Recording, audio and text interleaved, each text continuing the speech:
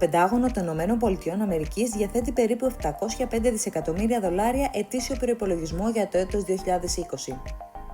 Σύμφωνα με υπολογισμούς του Project Cost of War του Πανεπιστημίου της Βοστόνης και του Brown University, το 1 δις προοριζόταν για την αντιμετώπιση του COVID-19.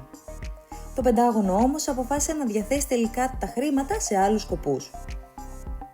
Σύμφωνα με την Washington Post, το Πεντάγωνο των ΗΠΑ έδωσε εκατοντάδες εκατομμύρια δολάρια σε εργολάβους για έργα που σε μεγάλο βαθμό δεν έχουν καμία σχέση με την πανδημία.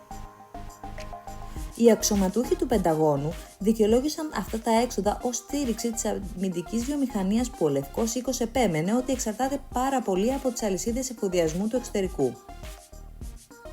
Σύμφωνα με το σχέδιο του Πενταγώνου, περίπου $688 εκατομμύρια διατέθηκαν σε εργολάβους για την άμυνα της χώρας.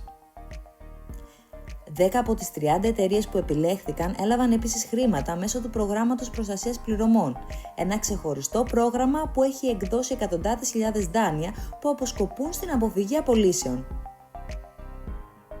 Η Κοινοβουλευτική Επιτροπή Πιστώσεων θεωρεί πως οι δαπάνες δεν συμφωνούν με τον πραγματικό στόχο για το αμυντικό προϋπολογισμό του 2021. Ανέφερε πως το Πεντάγωνο απέτυχε να επενδύσει στην ικανότητα του έθνους να παράγει ατομικό προστατευτικό εξοπλισμό ενάντια στην πανδημία.